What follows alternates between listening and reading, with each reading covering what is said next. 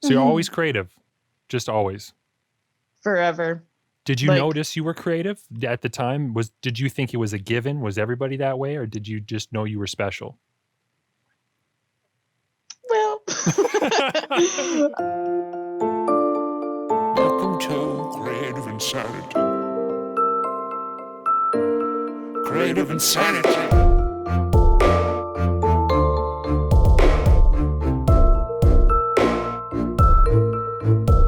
Sup, Holmes? I'm Servant. Sorry, I don't normally introduce myself that way. I'm Servant. I'm a rap artist and producer from Canada. I guess I'm just excited because of my guest today. Becky Russell is an incredible visual artist and storyteller, a painter and a drawer, but also a great friend to me for many years. We talk about what it was like to be a creative child growing up. We share some memories from our school years, and Becky talks about what it was like to go to art school to pursue her craft. Ultimately, though, we dive into a really deep conversation about alcohol addiction and porn addiction and how that's affected us as artists, and we try to point you in the right direction of how to cope with addiction if you are struggling. This is a conversation that doesn't get to happen very often and really needs to happen more often, especially for creatives. So I really hope that you absorb this and consider your own relationship with addiction as a creative person. Otherwise, this is just some good fuel.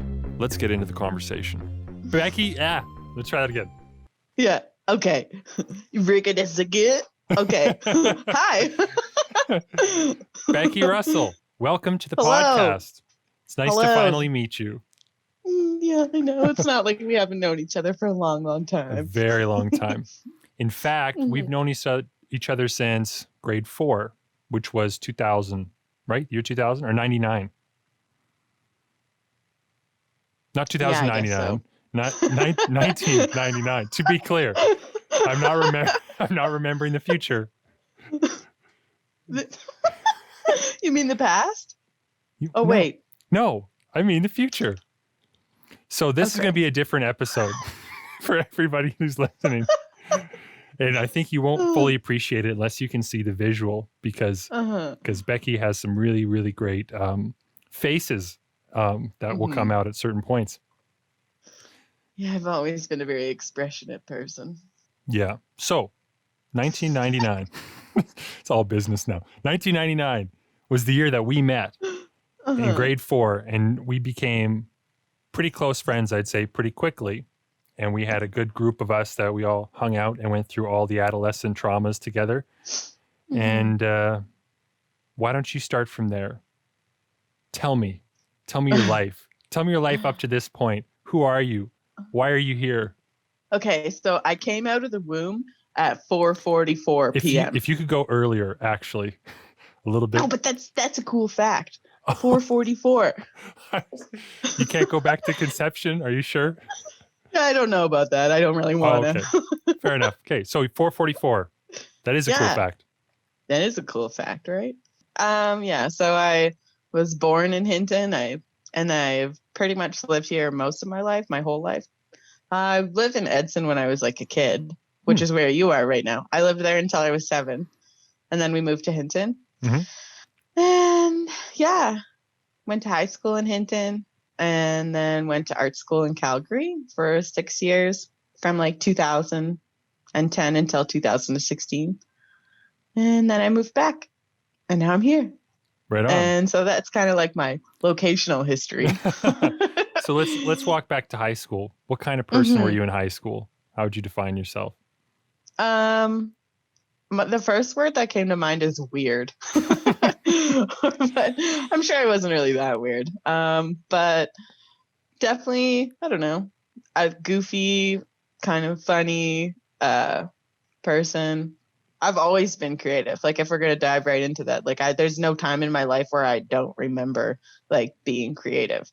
Like, I had little sketchbooks when I was a kid. That was like, I remember one of the best things that you could get me when I was a kid, like as a gift. I even remember living in Edson and like begging my mom for like another sketchbook, like all these little lined notebooks that I would like draw pictures in. And before I could even write, I remember drawing, and my mom would sit with me, and we had those notebooks where like half of it is like for drawing and the other half is like lines. Yeah. You know what I'm talking about? Oh, yeah. So I would draw pictures in the picture part, and then my mom would sit down with me and I would tell her what I drew, and then she would write like a little story about it. That's really nice. That's like Such a sweet mother-daughter thing to have done. It seems like something that would foster creativity.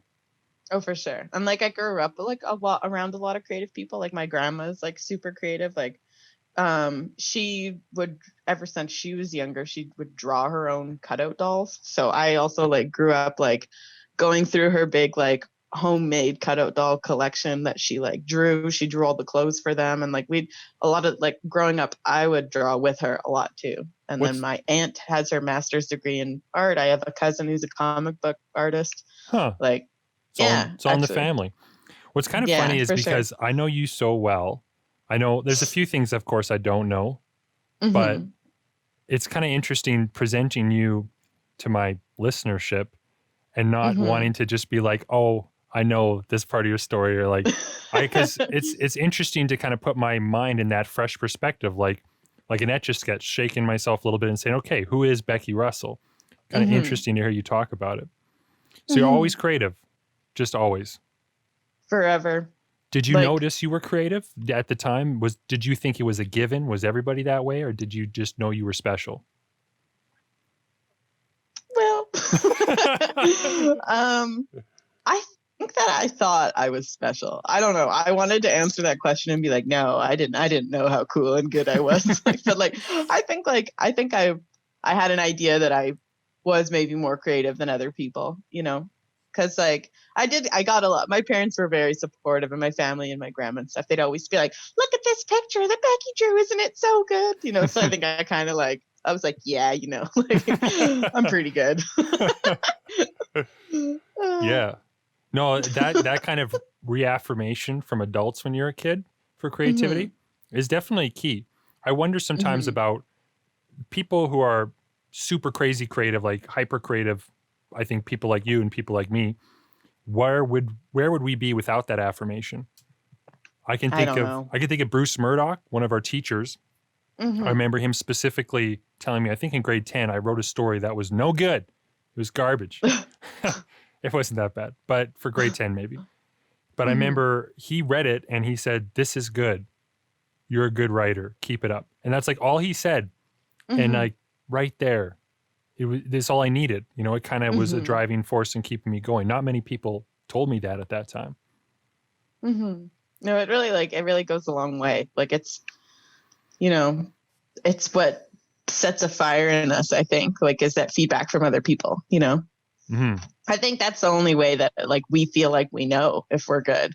Is like through and I think like if you want to tap into like being an artist and being creative is like we do create content for ourselves, but I feel like for the most part we create content for an audience and for other people, and like and how our audience receives things is how we like feel if we're good or not, you Hmm. know.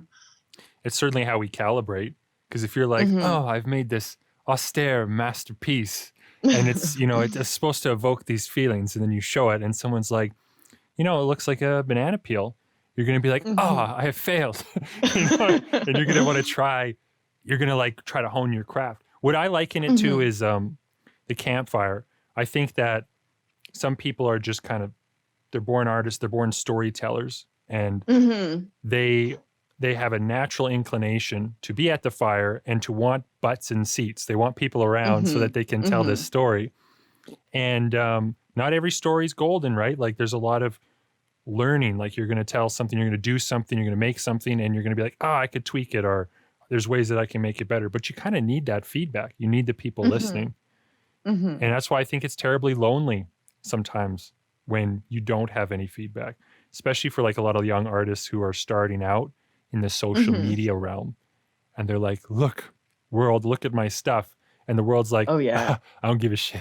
The world doesn't care. And It's a that's just, C. yeah, it's just demoralizing. So demoralizing. You ever been demoralized with your art, being an artist?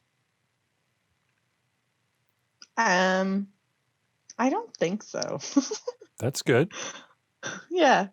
I can't think of any instances where I have felt like demoralized. Or you ever felt like What about I you? me? Yeah. Well, let me re-clarify it. Yes. Have you ever felt like you just didn't want to do the art thing? Like you thought like, oh, even though I have this drive to do art because I haven't been receiving the feedback I want, people haven't been listening or paying attention, that I should just stop. Have you ever had that feeling? No. That's cool. That's cool to me. That's either like insane or like super like determined. You know what I mean? Like, Mm-hmm. and I guess I'd answer them. I have definitely been demoralized at time where I felt like, why do I even do this? Does anybody care? Mm-hmm. It's Mm-hmm. been a struggle for me. I wonder if like music maybe is a little different. I don't know. Maybe. Different But how? I don't know. Different in that it's different in the music industry trying to get feedback versus like the visual arts, or what do you mean? Yeah, I don't know. I think because like with music, like people have to like sit down, take the time to listen to it. And with art, a lot of it's like really quick. So I think you can get that quick gratification from people, you know? Someone can like look at my post and like it. But for you, it's like people have to take like the time to like listen to a full song. And I know it's only like 3 minutes, but it's really easy for someone to just be scrolling their feed for me and like press that little heart or whatever and then keep going because they just visually they like it and then they move on. But for you, it's like if it's like a picture and it's like go to YouTube and listen to my thing, I think a lot of people will be like, I'm busy and lazy and I don't want to do that right now. You know, and that's might be where you know, it might be a little bit different with music. And I guess like for everyone listening right now, we didn't really like talk even about like what I do. Like, I draw, I'm a visual artist. Yeah, let's get there. Sorry. Let's take off. So it's so easy to just get into it, but high school, you were quirky, weird. I can confirm that. That's why you were one of my best friends. And then you went off to art school. So tell me, what'd you go to art school for? What was that like? Art school was amazing. It was probably the best decision I've ever made in my life, I think, like hands down. Really? Like I took 6 years to do a four-year program, but I don't know. I'm glad that I did it. I would have just spent forever there if I could. But yeah, I went there. I was originally going to go into design because the art school is separated into like fine art and then design. And I spent my first year trying to get into design. It was like super competitive. And I talked to a lot of people and they said basically like I could do either one. You know, design was very like structured and like they would try and weed a lot of people out because a lot of people want to go into design because you can like get a job easier. But anyway, I was like, whatever, screw design because I didn't get in and it was really hard. And then so I just went to this loopy doopy like fine art side. And I majored in drawing and like you could major in painting, you could major in like ceramics, you could major in like even like media art and stuff that was more for like video and like audio art and stuff like that. But I chose drawing just because it was the most open department. And drawing is like at my core. It's like the basis of what I do. Yeah, I was going to say, so as long as I've known you, you've been very good and persistent at drawing, and you've kind of developed. It's interesting to see you develop a very unique style, and I mean unique in a good way. Like, you know, sometimes people are like, "Oh, that's unique," you know, and it's kind of like, yeah, I've got that. Oh yeah, yep, it's unique, one of a kind. But I mean that in a really good way. There's a very unique design kind of, I don't know, overarching art philosophy that's come through in a good portion of your work. But you're also very diverse and you can do all sorts of things. It's really cool to see. Like by all sorts of things, do you mean like creative things, like writing? That or as do you well, just yeah. mean like... Well, I was thinking of the visual sphere, but you're also incredible with words. This is something that I think later in our friendship that I started to learn because you started to get a little bit more experimental with poetry, and like often you'd incorporate your images with a word or a phrase or something bizarre, and you'd be like, man, these two things are tied very tightly for you. And yeah, I have a weird love for like the way that words sound and the sort of vague meanings that like can come through a short little phrase, you know, like ever since I went to art school, I don't even know if I was doing it even before art school, maybe in high school, like including like text in my art, my visual art. I want to say yes in a way because I remember, so your room, we used to hang out and we'd have like parties at Becky Russell's place and her parents were really relaxed and a lot of fun that happened there. And her room was kind of like this big orange, like you painted it all orange and then you would draw and do all sorts of things and you get your friends to draw in there. Does that still exist in that way? It does still exist. My parents wanted to paint over it like quite a few years ago, and I took a bunch of pictures and like, said my goodbyes to it, and then they just got lazy and they never painted it. So it's still there. It's just become this, like, the whole room's just become like a weird storage area. So there's like a lot of like half emptied boxes that have been like, it's pretty messy, but it's still intact. Like there's still all the writing all over the walls and the pictures and stuff. It's kind of cool to look back on because I'm sure there's even stuff that you've written in there. Yeah, and, like, I remember your I did handprints something. and stuff. I used to get everybody to put their handprints in like black paint all over the wall. Yeah. Or somewhere on the wall. It was very cool. It was a very cool space. And yeah, it brings back a lot of memories thinking about it. But that's brings me back to the point that I think that you were certainly experimenting with words. And I think that as you got to art school, the stuff that I started to see had a I guess a happy marriage of the two a lot of times. Yeah, they're very, very intertwined, like in my mind. Like, so it's actually like pretty hard for me usually to draw a picture or make art and not include like some form of like text in it or like some kind of writing. They're just, I don't know, they're very like connected in my brain. It's why I think you would really excel. And you've done some of this like graphic comic type stuff, like children's storybook, like that sort of thing. Yes. Yeah. Like I wrote Penny and the Whale quite a few years ago, I think. Like, and that's the one that's like the little children's book I wrote and then illustrated. It's on Facebook and but like I don't know. I always think about like that I want to redo it, but really I don't know. Yeah, because it's never good enough, It could be because that the penny is actually no longer recognized in currency, so you'd want to call it the nickel and the whale.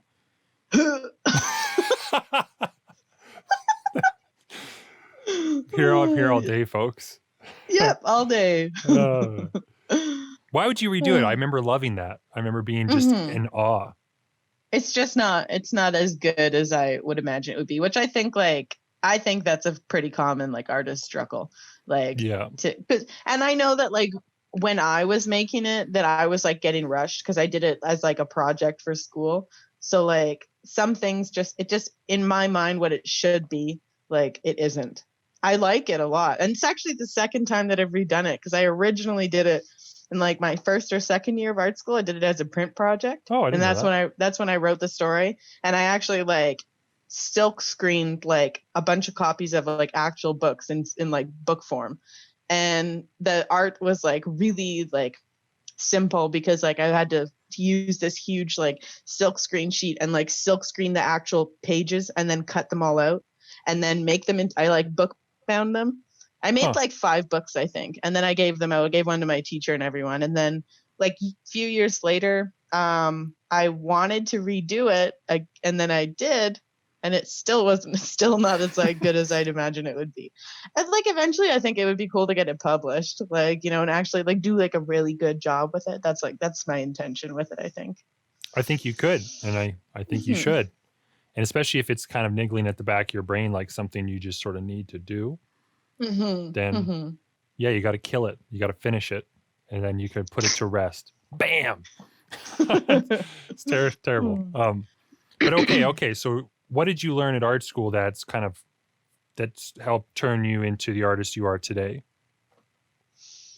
Well, I would probably say, I think like when I was going to art school before I went to art school, when I was like on my way, I thought that art school was going to teach me like a lot of technical things, like a lot of like art making tools. And what I found was that art school was so incredibly all about like developing your concept, developing your vocabulary for like talking about art. And like a lot of it is all about your critiquing skills. So like that was like where a lot of the focus was, like, and it in the end, like it just like didn't even matter what you made almost, as long as you could back up why you were making it, what was the purpose behind it and the intention behind it, like what were you trying to get your artist or your audience to like to feel and see. And so I feel like that's what art school taught me. I feel like I don't even feel like I'm that much better of an artist, like In a like technical technically. sense, yeah, I know what you mean.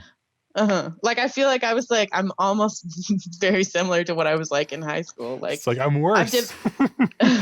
like I've definitely like developed like more of a sense of style. Like I feel like I've gotten a lot more comfortable just because art school like let me explore that and like define it and like get really like situated in what my style is. But I'd say art school for the most part like just taught me like how to talk about art.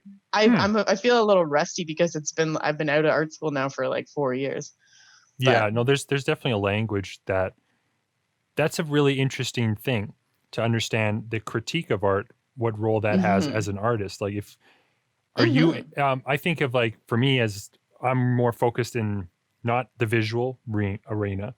I'm not, I can't draw, I can't paint. I'm not really good at that sort of thing. I have mild ideas of good composition, but that's about as far as I go visually.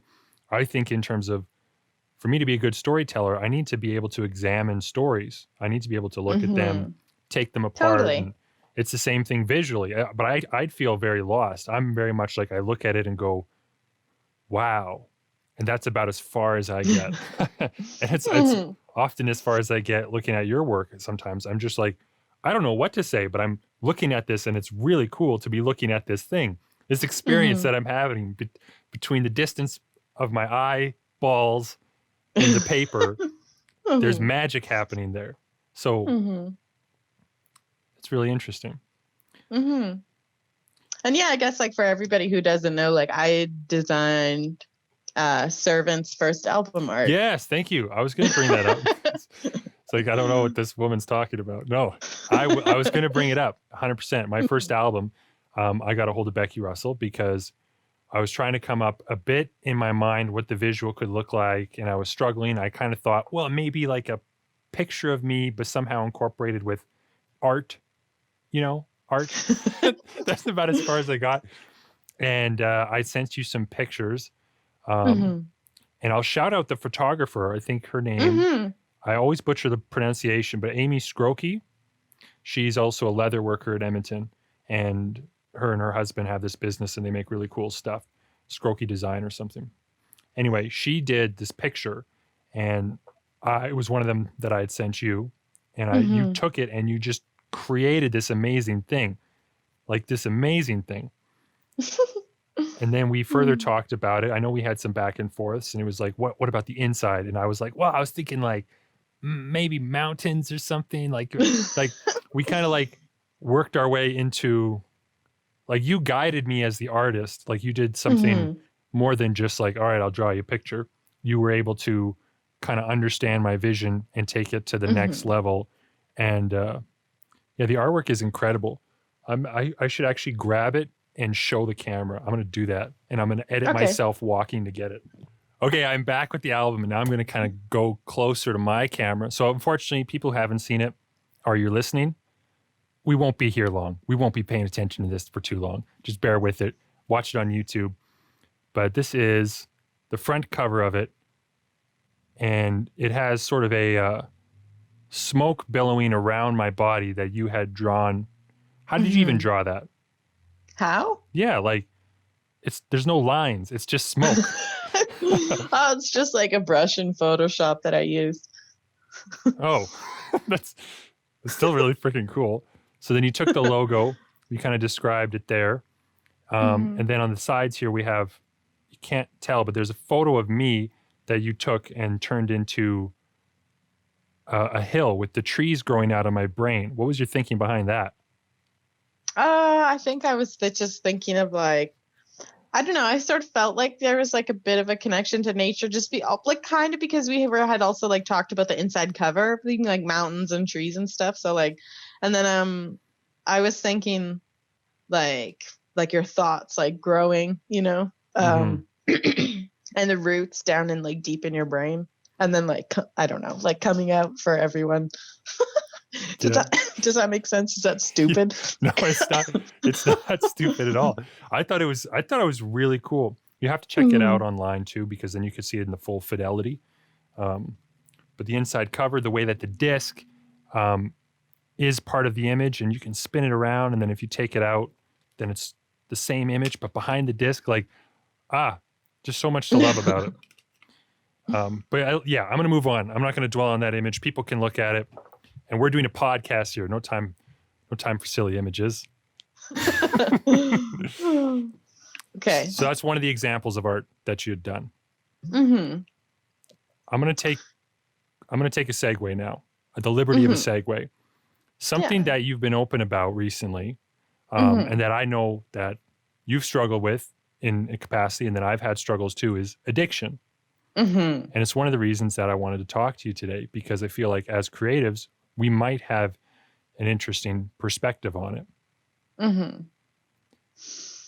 Yeah, so I guess like for everyone who doesn't know me, I guess, or doesn't know my life, I've pretty much struggled with drinking, like alcohol. I guess like since like, I don't even know, art school maybe. I think it's like progressively gotten worse over the last like 10 years.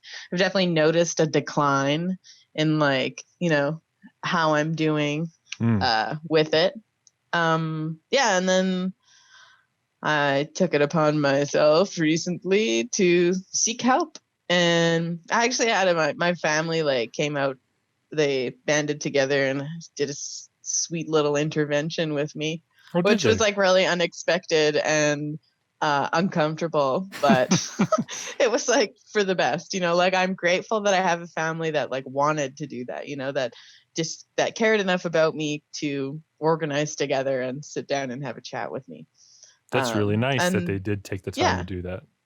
And so, and then so I've been, today's day 41, I think, with no drinking. That's awesome. And it like, I think for me, like I didn't drink every day. So that's where like, I feel like going like 41 days, like is cool, but also like, I don't think it's as hard as for someone who drinks like every day. You know, I drank like a few times a week, but when I did drink, I drank like hard. Like I would drink like all night long until I blacked out and like, or like threw up, or like I just had like no stopping in me at all. Like just this complete like indulgence. And like it had always kind of been that way. And then talking with my counselor too, like I've realized that I'm that way in a lot of aspects of my life. Like I like to indulge, and I like to like it's either like 0 or 100. Like I'm gonna like just like fall into it, or I'm like not gonna put any effort into it at all. So I put a lot of effort into drinking. Right. But at the same time, not a lot of effort, right? Because you would be like, it's a way to let go.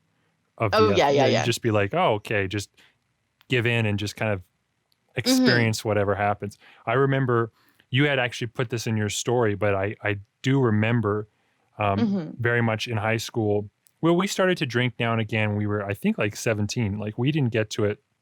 I didn't drink at all until we were done high school. Like I had never been drunk until I was like graduated, and I never even drank at grad. And I think that's funny now, like looking back on it as an adult. Like I was never drunk in high school, not once. I think I was a few times. I think you were too, because I remember thinking you were like really cool and badass, because you were like, you'd drink like sometimes occasionally, like the Southern Comfort. I remember like. Oh, right. Like, yeah, Southern Comfort. Yeah. It was never really comfort. No. And I don't even know if it was Southern, to be honest. No, I'm questioning everything. But it was like right after, because I grad, I didn't go.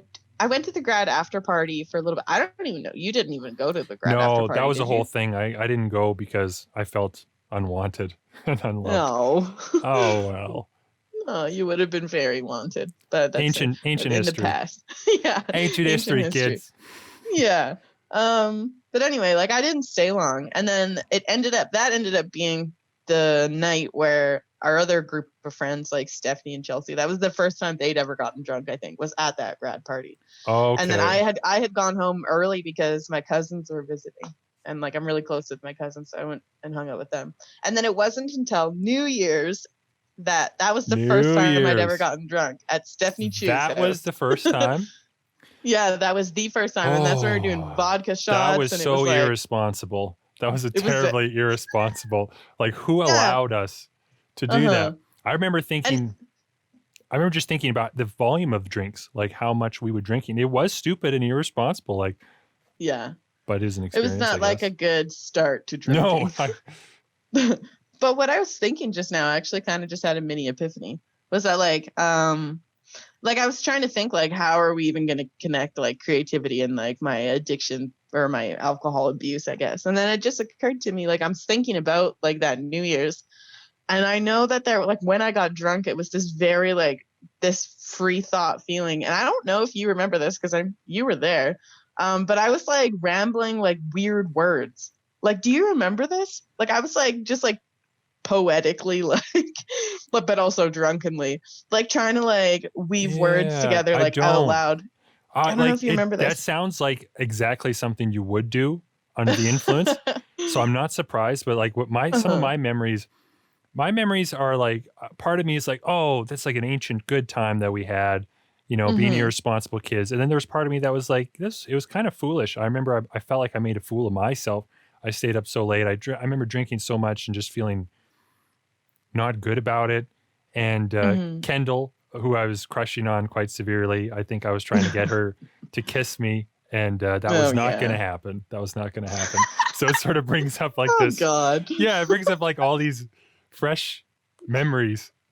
That's so funny to consider. But yeah, I mean, it is interesting too. Maybe I got drunk a few times before you did, but not many. I wasn't drinking very often. I think it would be like a weekend thing once in a blue moon. But I never handled it well. The first time I got drunk, it was actually at your place. I don't think that you did. No, I didn't. I was dramatic. You were. A lot of underlying issues, I think, would come out. They'd manifest. Yeah. I feel like one of my, I don't even know if this is what you were just going to talk about, but one of my memories is like you like at my house, like the drama after party, like taking off your shirt and like getting like just like throwing a lawn chair like out into the field, like in the dark. And then I ran off into the woods, right? Yeah, into the dark in the woods, and we're like, all right, there he goes. Yeah, and Adrian Matwee pushed a well at me. A well. It was one of those wells. A wishing well. A wishing well that was big and heavy, and he pushed it at me, and I don't remember why, but yeah, no. I remember that was the first time that I got drunk, and it was a drama after party. What made it? Maybe that was grade 12. Like I would have been 17. I remember. I had steered clear of alcohol up to that point, and in fact, I had talked to my parents about it ahead of time. Like I might have a few too many, and they said, "Well, just be smart." But they were aware there was going to be adults at that party, and but yeah, I remember that feeling of drunk all of a sudden kicking in, and I said a joke that was not funny. Oh, yep. That would have hit me hard, right? That would have hit you so hard. I said a joke that wasn't funny, and that's it. The whole thing unraveled. Yeah, it's true though. I remember us saying that, and I was looking at David LaFrance, looking at him, and I said it, and it wasn't funny. And then all of a sudden, I felt this well of anger, like the well. It was all about the well. Yeah, this well. It comes back to the well. So, and then I remember picking up the chair and throwing it. In sort of like dramatic anger, and then I ripped my shirt off and like ran off into the woods. Artists are so weird, right? Like that's us. That's creative people. We're just so weird. I wonder what part of it was like expectation, like, oh, this is how drunk people act. They get kind of crazy and rowdy. And what part what part of it was sort of genuine? Genuine. What was genuine? Because I feel like I was an actor and I don't know, I'd ham things up quite a bit. I was just highly dramatic. I'm less dramatic now, but it all pours out into my music more or less now in maybe healthier ways. Yeah. But yeah, it's interesting back in the old days. So you got exposed to alcohol shortly after high school then, and it kind of, did it play a role in your creativity? Like I don't think it plays a role, but I think I use it as lubricant sometimes. Right.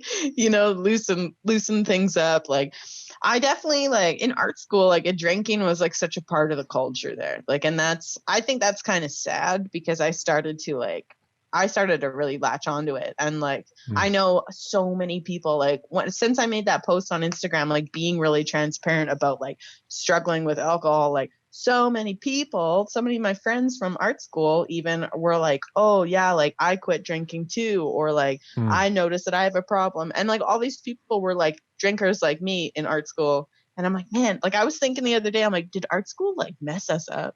Like, did art school like create some pretty bad like addictions in everybody? Because like every single art opening, and there was always an opening at the school, like the school had little galleries all through it, like just these little ones. Yeah. And so like every single Thursday was like an opening Hmm. for a new thing at some kind of gallery in the school, and there would always be snacks. They'd have like a little snack table at the opening, and then there would always be booze.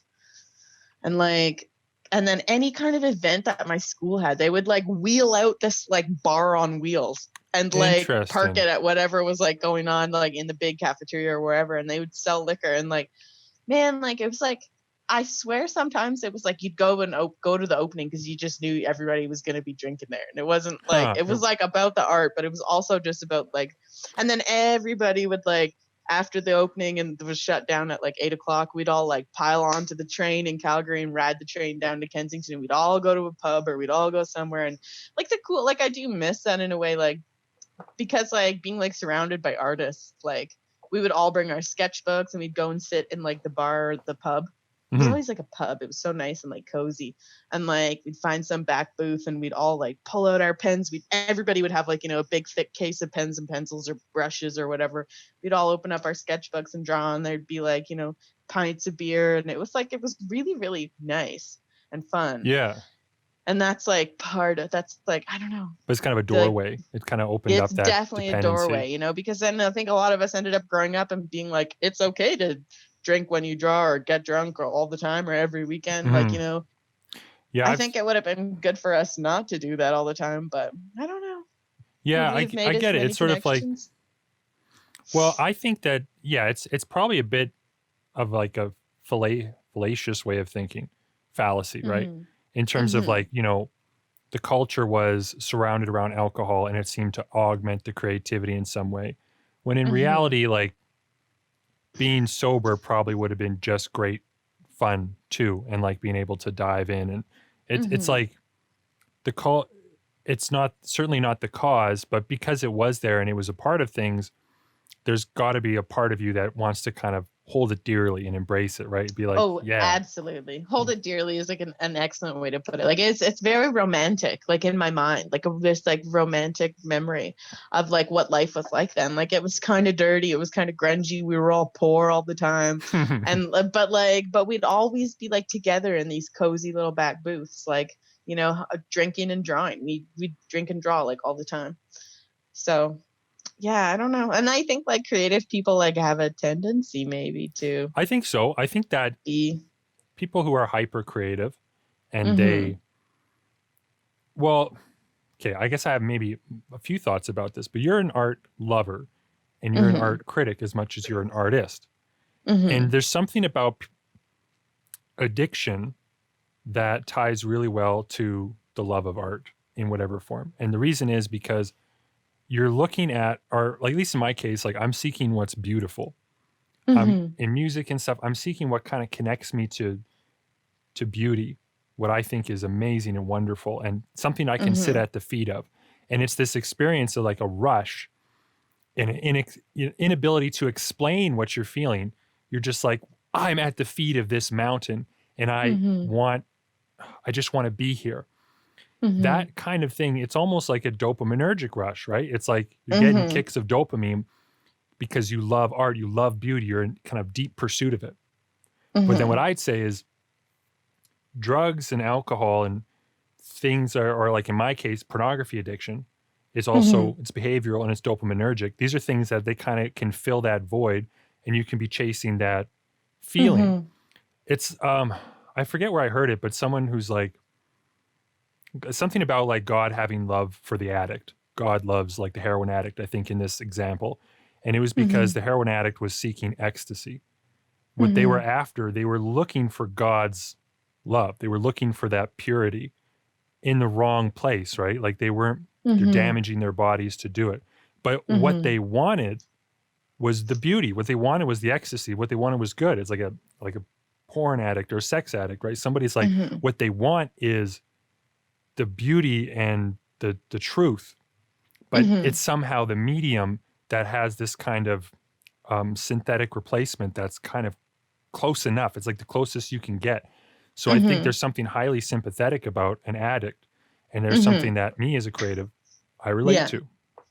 I feel like there's like a lot of truth into that. Like, you know, especially like hearing you talk about it, like triggers a bunch of things. Like for me, like thinking about it, you know, like when you said like you're seeking beauty, like I think I could definitely relate to that. Like, you know, and alcohol, like they say, like gives you like rose colored glasses, you know, like maybe Mm. that's why I look back so fondly on it, because like I was looking through, you know, Mhm. looking through the glass, like at, and like seeing everything in this hazy, drunken, like beautiful way. Like definitely like I felt like when, and for some people I don't even know if it is like that, like, you know, drinking, like I think drinking to a certain point does like allow you like an ability to like see the beauty in things, maybe, or like a false sense of like seeing the beauty. Like, you know, I feel like I've definitely like, oh man, like I like I could go to like parties and like drink all night, and I'm like a night owl. And so everybody'd Yes. go to bed. And then like I have a memory of like it being like light out and one person was left standing. And then I'm like, well, the trains are running now. Like I'm gonna just ride the train home from this house party that I was at. And I found this bottle of wine and I was like, do you mind if I just take this for the road? And this person was like, oh yeah, sure. And then like I took this bottle of wine that was like full, and I like got on the C train in Calgary, and instead of going home, I just rode around for like 3 hours and like drank wine like secretly out of my bag. But I remember like my memory of that is like it was so beautiful, and that's why I didn't want to go home, Hmm. because like the sun was like coming up and it was shining on the city, and you're just riding around on the train. And I had like my music, my headphones in, and it was like being in a movie. And then now when I look back on it, I'm like, oh, that's pretty bad. Like what was I doing? Like I was like, it was like 9 in the morning, and I was like wasted on this train, secretly drinking wine out of my purse. And it's like I had no need to drink any more wine, but for some, or any more alcohol. But I don't You know, just wanted to like, you know, keep it going. yeah. And that's where a lot of that ties into like my addiction too, is like, I never want things to end, I know. like ever. I remember. Yeah. You have a very specific memory for that I can already think of it before you even say it. It's like when you were gonna leave one of our parties, like after, as when we were adults, we didn't get to see each other very much Yeah, anymore. that's right. Yes. And then you were like, well, we're gonna go home, and then I was like, no. I think I even like kicked something or something. Yeah, Like, you I was had a like, bit of a meltdown from what I remember. Like you were yeah, really, really upset because I was leaving at a kind of reasonable hour. yeah. I don't think it was that And bad. still like, well, it was like, I have such a skewed perception of a reasonable hour. Like I will forever, I think. Yeah. You know. And so like it had just been the countdown for New Year's. It was another New Year's party. Oh And yeah. we had just done the countdown, and then the countdown was over. So it was like shortly after midnight. And then you guys were like, well, we did the countdown, we're gonna go. And then I was like, what? Like, we gotta stay up till like 6 a.m. This party's only like half over. Like, what's going on? Like, because like that's like that, and I think like we built our friendship, our whole friendship was Yeah. like built on like staying up all night. Like we, before we ever drank, we would have we'd have all nighter movie nights, and we'd stay up. Yeah. Like that was like the best for me, Well, what you I know. I remember is that like the all-nighters, I'll never do one again because my Wow. body can't handle it. It's like Uh-huh. I don't know, maybe it's because I'm like old with kids now or something, but Yeah. it's I literally, yeah, stayed up till 8 a.m. this morning. different lives, different lives. But Yeah. I do remember like we would stay up as an all-nighter. There was no alcohol involved. Like at least till we were like, said 17 or 18. Most of the group, it wasn't Mm-hmm. until like that grad party, which I wasn't at, when people Mm-hmm. started to have drinks. But I do remember that once they became like I stayed in Hinton for a couple of years working. Mm-hmm. Once drinking became part of the party, it was part of every party. And I remember Yeah. us talking about that, being like, it seems like we're always kind of bringing stuff to drink now. And I remember we used to hang out and have a great time without the alcohol. Yeah. And then we'd be like, That's what I'm shot, trying to shot to that. Woo! God. Yeah, like I'm trying to reteach myself that like things can be fun. Like every party, every event doesn't have to involve alcohol, you know? Because there was there was a time in my life where that it didn't. And then I was okay and it was still fun. You know, I'm trying to like rewire my brain and remind myself that like everything can still be good. You can still have fun. You can still see like the beauty in the world and stuff, like, you know. Yeah, I think in some ways that drinking, like alcohol and drugs, are kind of they do have that falseness to them. They seem to 100%. It's like when you're in it, it seems as if it's augmenting your appreciation of the world in some way, especially if you're like a happy drunk, right? It's like, oh, love and life, and this is all good. I would never go that way. We don't have. Yeah, I wouldn't be happy. I'd always go depressed. But I just recall, or I guess what I'm saying is, it's kind of false because you can be sober and have that appreciation like in a more full way, I find. Oh, for sure. You get to like, you can look at a beautiful sunrise, like you can experience that. You can still have this wild, adventurous life, but then when you're experiencing the beauty, then you can like sanely recall it too. And you can also like, yes, that's it. 100%. You can transmit it into art through a purer filter. And that's like an interesting question too. Is this like, does realness have to do with being able, like the memory of it? Like if that's kind of like a funny question to think about, like, you know, like I know that I've been drunk and had like awesome, amazing times, but it almost doesn't feel like they're real to me because like when the next day, they're just some foggy, blurry memory. They're real in that one moment, but they're not real forever, I guess. And like, and when you talk about like falseness too, like it's sort of like it being sort of like this fake experience, like I see that a lot in like even the friendships that you make like over a night when you're drinking. Like you can be like, we're best buddies. Like when you meet someone and you're like, we're like, are we going to be best friends forever? Like there's no way we're not going to hang out all the time forever. And then like the next day you like don't ever talk again.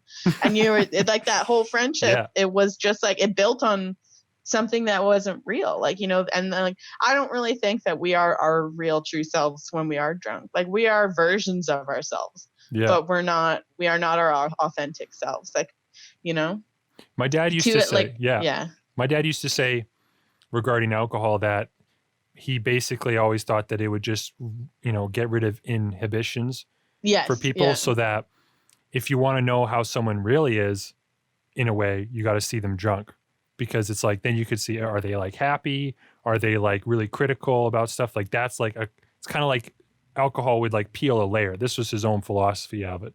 Yeah. And I think there's some truth to that. I've always kind of understood that. I agree. I have mixed feelings about that. Yeah. But I think that what it does is it removes a wall that should be there. It's like it gets, that wall should be there. Yeah, totally. It gets rid of that guard at the gate.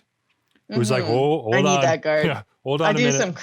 I've done some crazy things like when I'm drunk. I just like I don't know anyone, I think, who has stories as wild as mine. Like and very risky and very dangerous. Like, you know, like especially like be in Vegas. Like I've like my family, I went on a trip with my family. My family went to bed and I went out with a total stranger like to a hotel. Like and what the heck? Like, you know, like that guard at the door really should have been there. Yeah. To be like, that's a bad idea. You shouldn't do that at all. You could probably get kidnapped or murdered. Yeah. Yeah. And that, you know, you'd have to talk about that outside of Vegas, you know, so. Oh, right. Yeah. It's all a secret. Sorry. Well, what happens in Vegas stays in Vegas. All my money stayed in Vegas.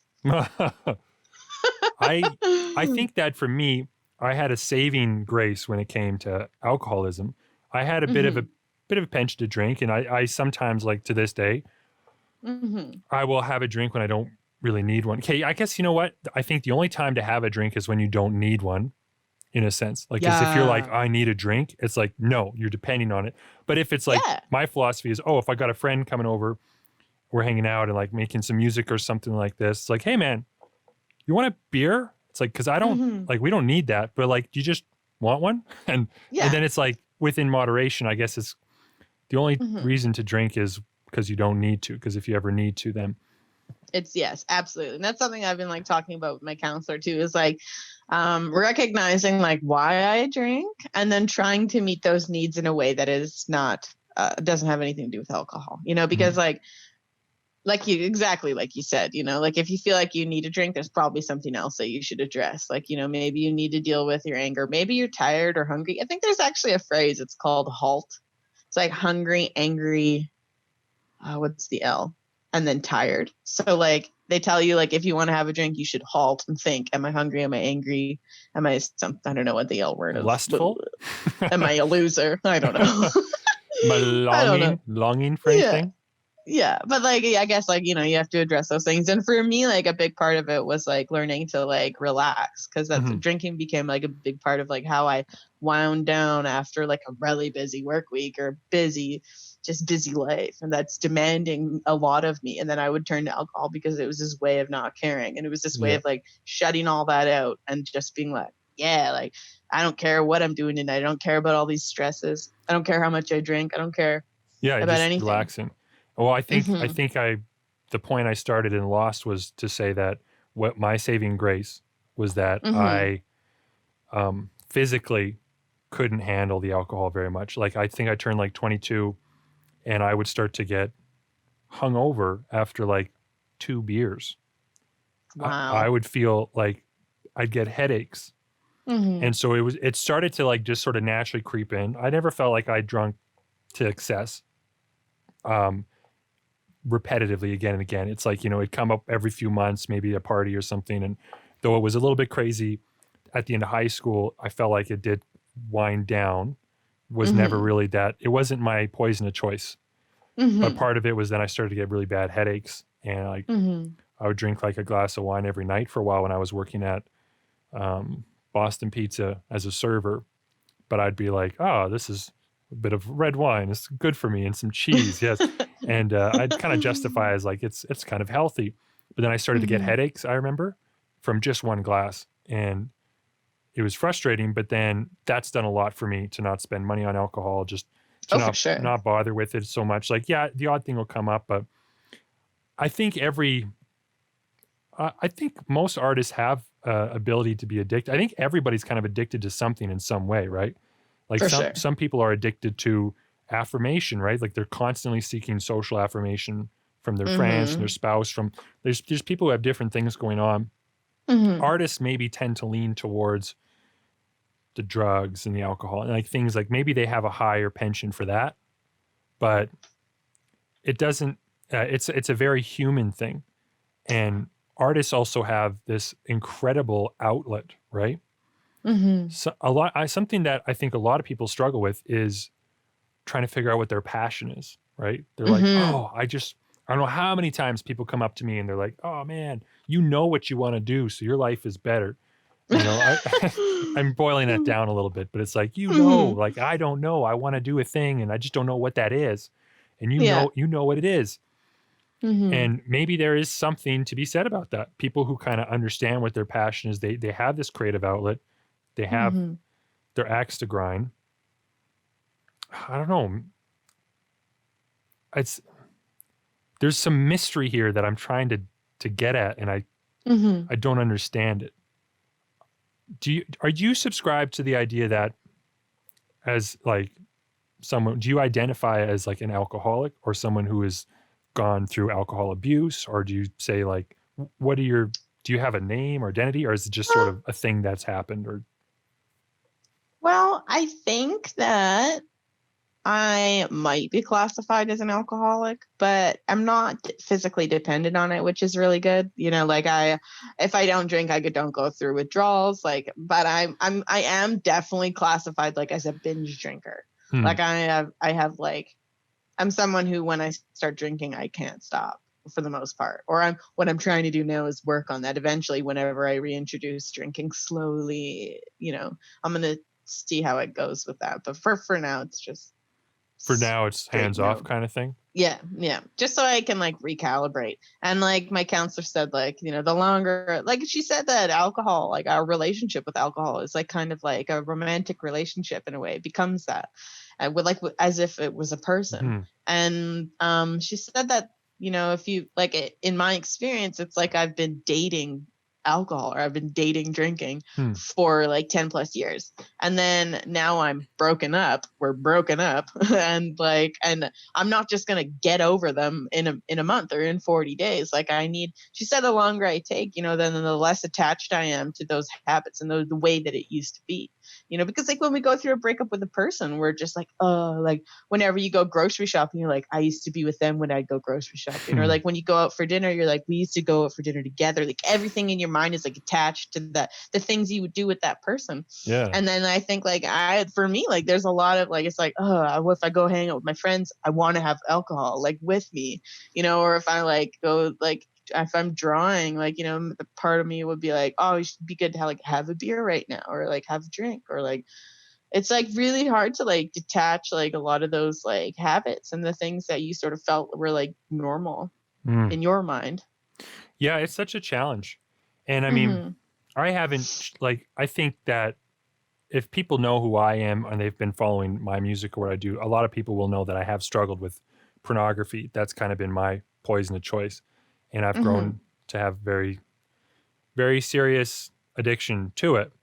And one of the things that you had mentioned about your time in school, getting drunk and drawing, is that it seems like it's also associated to your creativity as maybe part of the process, right? And what I found, I never used to think as like porn as a kind of release part of my process. But if I was working alone and I was by myself and I had access and ability, I would actually do the pornography thing first typically. It'd be like, okay, I could work on my music. I could do this. I could do anything I wanted. Well, I better do the porn first. I better get that out of the way. And it kind of like creates this sort of clean slate, like, okay, I can feel guilty about it later, but this is just something I've got to do now. Otherwise, for the next 3 hours, all I'm going to be doing is thinking about it, and it's going to impact my work. So it seemed like it's something that I had to do as part of my creative process. And I know that I had a lot of trouble accepting that. I always thought that it was like, no, I'm just like, straight up artist or something. But it was like, there's something kind of sinister about the fact that I had this huge crutch, this thing to depend on to kind of get me in that zone, or to allow me to be in that zone. It was like a slave master that I had to pay. You had to appease. Yeah, I had to appease it. And well, and I still struggle, right? Like it's still, I'll go through like periods where it's like, oh, I'm doing pretty good. And then I'll kind of fall into it again. And I kind of think of it as like you fall into the mud. It's like you get yourself cleaned off. All right, I keep going. But then if I fall into the mud, I have a real tendency to just want to roll around in the mud. Yeah. And that's, I think, what's insidious about addiction like this and addiction like that, particularly binging. If it's something that you want to start introducing casually again at some point in let's say a more healthy way, it's like, at what point can you? Is it something that when you start doing it, is it going to be like a too slippery of a slope? Oh, yeah. I don't know. It's so hard to say, right? And like, it's kind of funny. Like, my counselor was like putting it into words. She was saying like, if somebody like was addicted to smoking and then like, you came over, you'd said like, oh, I'll just have one. Like it never is just one. Like it just all spirals out of control. It's like really hard. Like, I don't know. I wonder. She said like there's kind of the idea that once you're addicted to something, you might always be addicted to it, And she was telling me that even if I go like 6 months or a year without binge drinking, even when I reintroduce alcohol and I'm trying to drink in moderation, like just have a few with my family or something, she said I could go like a long time and like feel, quotations, like I'm fixed. But she's like, you're never going to be fixed. And that's kind of like a weird, hard fact to like sort of understand, is like, you can never predict like what kind of things are going to happen in your life down the road, like where it's like a trauma or some kind of like unexpected circumstance. And she was like, I always will have the potential to fall back into drinking, So what does that mean? Does it mean that you think of yourself as are you, it sounds weird. It's like, are you doomed to think of yourself as an alcoholic for the rest of your days? Or is that? I don't feel doomed. I just feel like I am going to have to be vigilant for the rest of my life. And like the way she explained it, like it's not like a death sentence. Like it just means that I have to be aware that I'm capable of that. And it's okay. Like in my mind, like it's like if I have like a relapse, as she calls it, where I, where if I have a crazy night and I drink way, way too much, like, I know that I could forgive myself as long as I knew that maybe I need to step back from drinking again, or like, just not let it like unravel on its own, because I think it's like some twine that I'm holding and I always have to hold it tight, or it's just going to unravel, See, even that, it's so like artistic, your imagery. Like I love that when you can draw an image that is truer than the words, Mm-hmm. Mm-hmm. So, okay, this kind of leads me to what I want to ask you now is like, has your creativity, because you're wildly creative now, and I don't want to understate this, but for my listeners who don't know Becky Russell's like hands down one of the most creative people that I know. She is always going like the definition of a creative person, wildly creative. Do you see your creativity? Does it have some power in your fight against addiction? How do you look at it?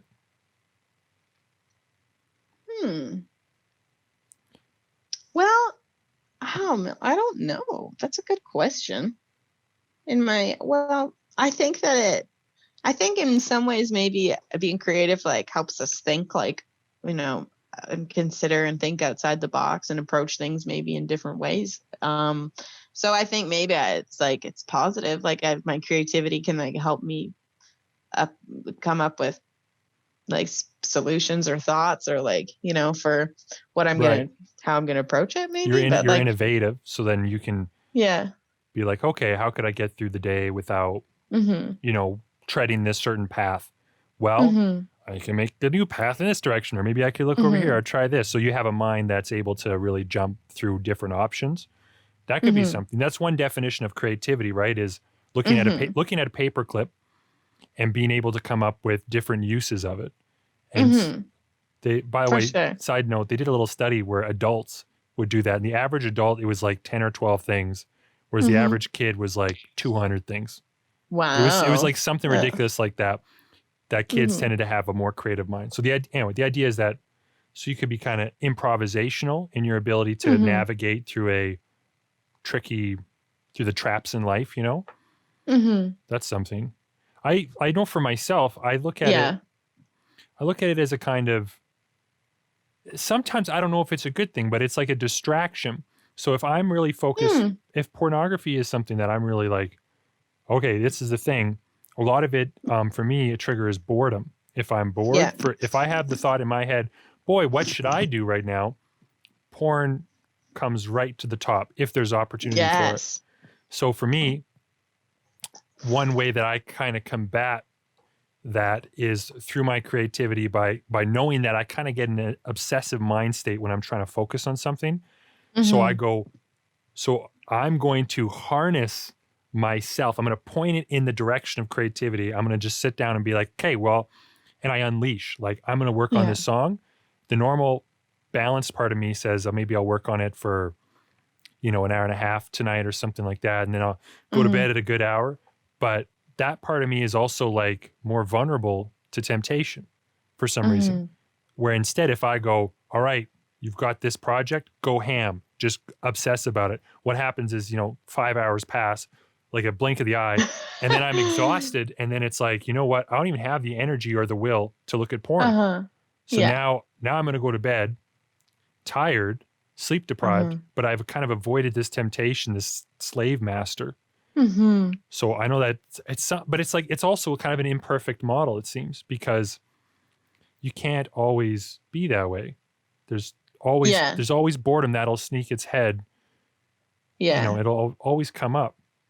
But I mean, like, we have to have many tools in our toolkit for fighting addiction, and creativity, and those kind of like hyper intense like moments of creativity, like you can use that as a tool, and it's okay. Like there's not going to be an end all be all like fix for like your addiction. Like there's just going to be many, many, many things. So like, sometimes being creative would help. and like help distract you and like keep you focused and then get you tired so you just go to bed. And then there's other things too in your life too. It's just about like knowing all of the guns you got in your pockets for fighting it.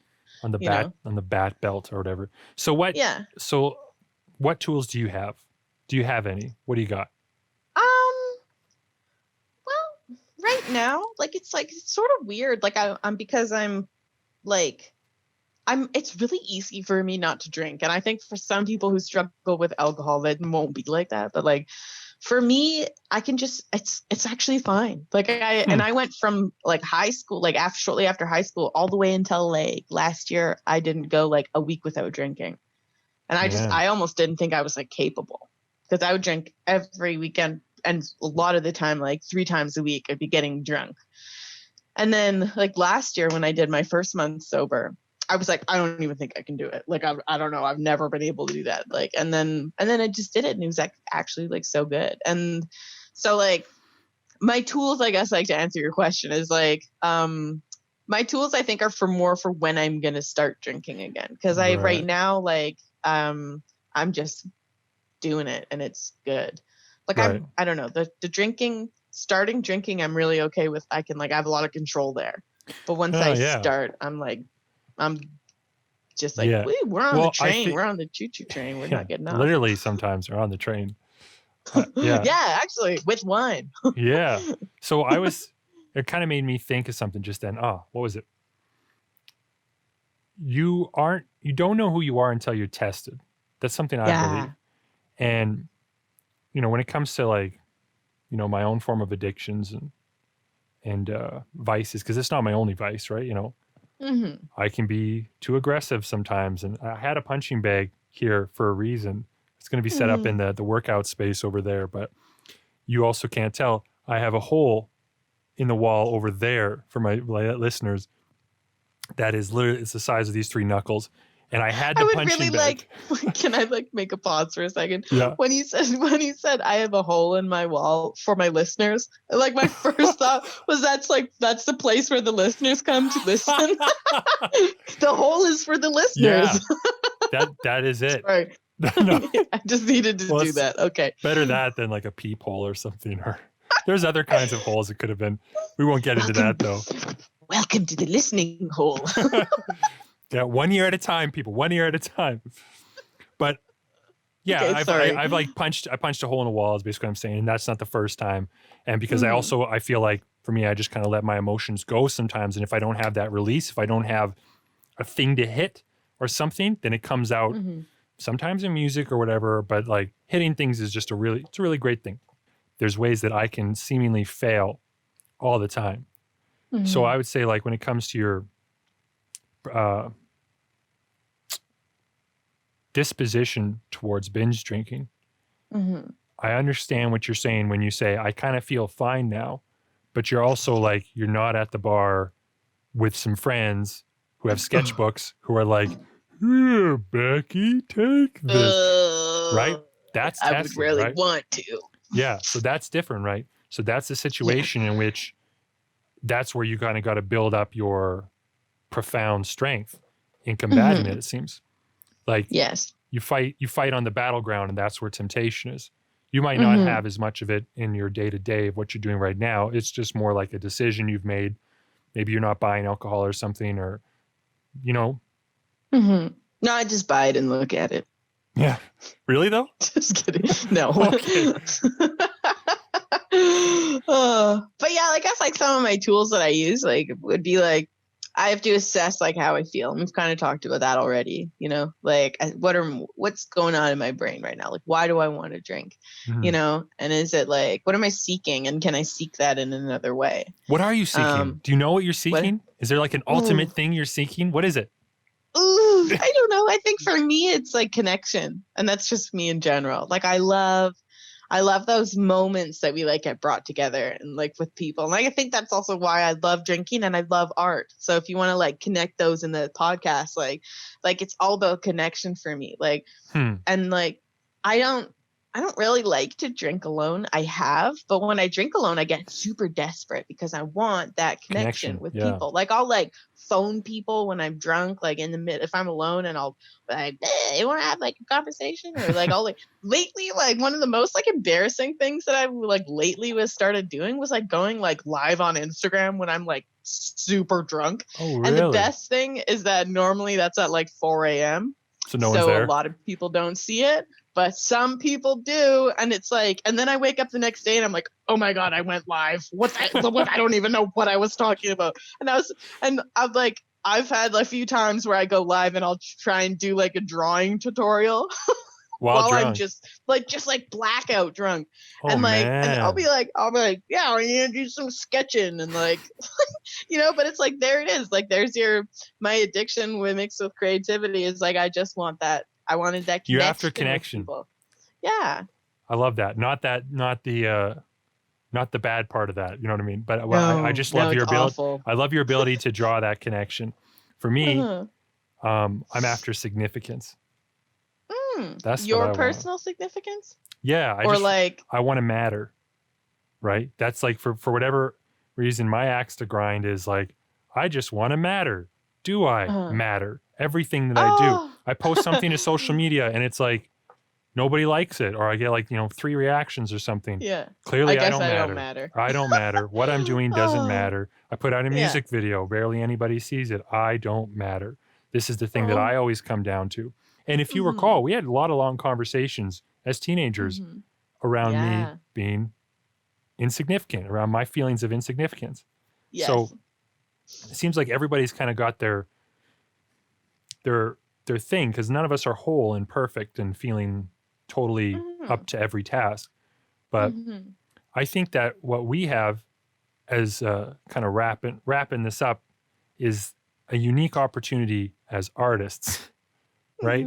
We have this ability to share and demonstrate, and we get to communicate to people that imperfection. We get to show the world who we are and what we're striving after, and people can look at that and take it, observe it, and run with it and not feel alone. Maybe they can get some connection from it.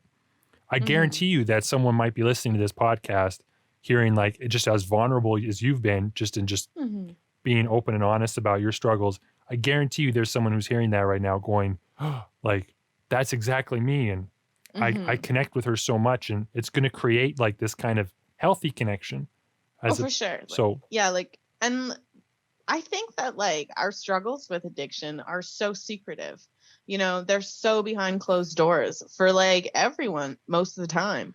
And I've known that I've had a drinking problem, a big issue with drinking for years. And like and nobody really talked about it that much. And to be like, I know that I would have loved to like hear someone who was in my shoes like just be like, yeah, like I have a drinking problem, and that's okay. And it's okay to seek help, and they're not like bad or weak or anything. And it's like, I don't know that, and you can succeed. Like if you had told me a year or two ago that I went 40 some days without drinking, I'd be like, yeah, drinking's my life. Like, it's like, it's nice that, I don't know, to be able to share that with people and share that, like, I feel like I have so much more time for creativity now that I'm not drinking. Boom.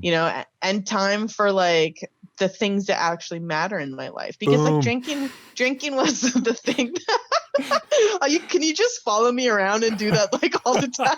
I'm at the grocery store and I like pick up a banana and you're like, boom. Okay. But like, I do feel like that, because like drinking was it. And I felt very ruled by my addiction. I felt like that was the thing that made all my decisions in my life. Like, it was like, what are we doing on a Friday? Am I going to be creative and draw? No, I'm not, because I'm going to go drink. I'm going to go drink with my friends. And the quality of my work was never as good if I was drunk. Like, and now it's just like, I have a weekend and my weekend feels so long. I'm not fighting with 3 different versions of myself all the time, which is another huge thing that I found, like being sober, like all the time, is I'm not wrestling and balancing the 3 different Beckys, sober Becky, totally drunk, crazy Becky, and then extremely depressed, anxious, and hungover Becky. who's dealing with those consequences. So it felt like, and during a weekly basis, I was just shuffling through these different versions of myself. I wasn't steady. And when you're not steady, like, it's so hard to do anything. It's so hard to, like, you know, sit down and draw or whatever, because you just feel guilty, or you're like, or you're hungover and you feel sick and you don't want to, like, do anything or approach these projects or, like, anything, you know? That's really profound. I think that's really profound because it kind of reminds me of just that if you believe and think one thing, and then if you act contrary to that, it creates this irreconcilable, I can't even pronounce that word, tension. This tension that is, you can't reconcile. So if you're living like that, you're spending so much mental energy, so much emotional energy, spiritual energy, like you're spending everything in this fight when there's a better fight. And you know what that fight is like to get your shit done and, like, make something beautiful and worthwhile. That's the fight you want to fight, but instead we're all caught here. For sure. Yeah. Yeah. And I have, like, you describe me as, like, such, like, you're like, Becky's like this creative powerhouse, but I just like I feel like I'm not. And I think that that's a lot due to my alcohol abuse. Like, you know, I've been out of art school for like 4 years now. I graduated in 2016, and, like, I have barely made anything. And when I was in art school, I was a creative powerhouse. Like, I made, like, films and books, and, like, I wrote things and I drew things, and I made, like, 8-foot paintings, and, like, it was all, like, so cool. And now it's like, it's just, you know, it's just hit like a standstill. Like, I made that album for you, and then I post, like, here and there on Instagram, but I don't make nearly as much art as, like, I wish I did. And that's something. And since I quit drinking, like, I've made 2 new posts on Instagram. I know that's, like, a small amount, but, like, no, it's huge. You know, that's way more than I was over the last year. If you look at my Instagram, it's like I post, like, maybe, like, less than 10 things in 365 days, like, in a whole year. And, like, I want to be pumping out art. And I know that, like, I'll be sad if I, like, end my, like, I'm an old person and I'm, like, my life is coming to an end, and it's like, and I didn't, like, make a graphic novel or, like, a cool short film, or, like, you know, I've had all these ideas for, like, so long. And like, drinking really, really prevents me from, like, diving into them and allowing myself the time to actually work on them, or, like, write a book or anything. Like, I feel like I've got all this creative juice, and, like, my addiction prevents that creativity, and it gets in the way of it. There's a way of seeking, well, you know, after the beautiful, like to working towards through the act of creating art versus the act of just kind of experiencing it loosey-goosey with some drugs in your system, right? The idea is to focus in on, like, your particular set of skills and gifts. I sound like Liam Neeson there for a second. Your particular set of skills. You will hunt people down and you will kill them. Yeah, no, okay. This is all kind of coming around to me. So I want to ask you one final thing, and that's, if you had any advice to give someone who is creative and who is maybe struggling with addiction, what would that piece of advice be? I think the biggest advice that I would give is be open about your issues with others, because that's what eventually made things happen for me. It's like, you know, my family got together, and, like, because I made this post on Instagram that was like, I have a massive drinking problem. So much of it is secretive. And like I said before, and if you're open, I think that's the first step to, like, you know, getting better. And I guess, like, my advice would be, like, don't be too hard on yourself. Like, you're still okay. You're still good. Like, I felt really bad, you know, about it. And I would feel so much guilt. There's this crazy crushing amount of guilt, like, after, like, bad nights of, like, what I did and stuff. I'm like, and I guess, like, advice that I would love to give is, like, you know, like, you can leave that in the past, like, move forward from there. Like, you don't have to hate yourself. You don't have to, like, feel bad and guilty. Like, you know, just, like, take one step at a time, then seek support if you need to. And, like, and there's people who love you, and, like, and I guess, like, I'm a little bit of proof. Like, I'm only, like, 40 some days, but, like, I'm a little proof that, you can do it and it can happen, and you don't have to feel trapped, and like definitely like seek counseling. Like professional help for me was just like Yeah. they're good at it. They're professionals, right? Like that's what they do. So they really like open up your mind and like, yeah, I don't know, just seek connection with people, and yeah, you're okay. That's like all I want to say is like, you're okay. Because I feel like I would have really needed to hear that. Like, you're okay. You're going to be okay. You're going to be okay, kid. I like that. And it's very true. People who, even like for myself, I'm seeking to matter, right? And that's something that I just need to hear sometimes. Like, yeah, you're okay. Like, I don't, not that you're perfect or that, everything you're doing is fine, but it's like, you're okay. The simplicity of that, like, you're not going to burst into flames. The world isn't going to end because of some of the choices that you've made. You're going to be able to power through this. And there's a version of you that can conquer this. There's a version of you that you can be happy with, that you can go to bed at night and be like, I fucking nailed it. You know what I mean? Like there's a part of you that can be that way, but you got to train yourself and seek counseling, talk to somebody, be open. And I would say too, and added to, talk to somebody who loves you, and not like telling you, like if it's like alcoholism and you got like a buddy that you always drink with, and you're like, man, I drink too much. They might not be the right people to talk to. Be like, you're right, I drink too much too. Cheers. Right? Yeah. No, that is another big thing that my counselor talked about too. Is she said that like there might be people in your life who, when you tell them you're going to quit drinking, they might try and like convince you not to, because they want to justify it's a reflection their own on them, Yeah. Whereas your family, like, and then, you make that post, and your family who loves you, who actually wills the good of Becky Russell, that family sees that and says, let's step into her life again. Let's try to make something positive happen for her. And those are the right people to tell. And I know I've made posts, like less severe posts maybe, about like me kind of coming clean. Like I had my Turn the Lights Down song, for instance, was very transparent. Like I struggle with pornography, and I had a lot of people who do love me reach out to me like, hey, if you ever want to talk or anything like that. So tell somebody who loves you, tell somebody who wants what's best for you, seek connection through that, and get some counseling. And I know we could have spent more time talking about art, and I would like to do that and have you on at some point in the future to talk more about the creative process and like the kind of crazy that goes on in your mind when you're coming up with stuff. But I really feel good about this conversation. I feel like I got something out of it. So I know that my listeners are going to get something out of it. And I just want to thank you for your strength, vulnerability, openness, and ridiculous, awesome finger pointing skills that you just displayed right there. Yeah.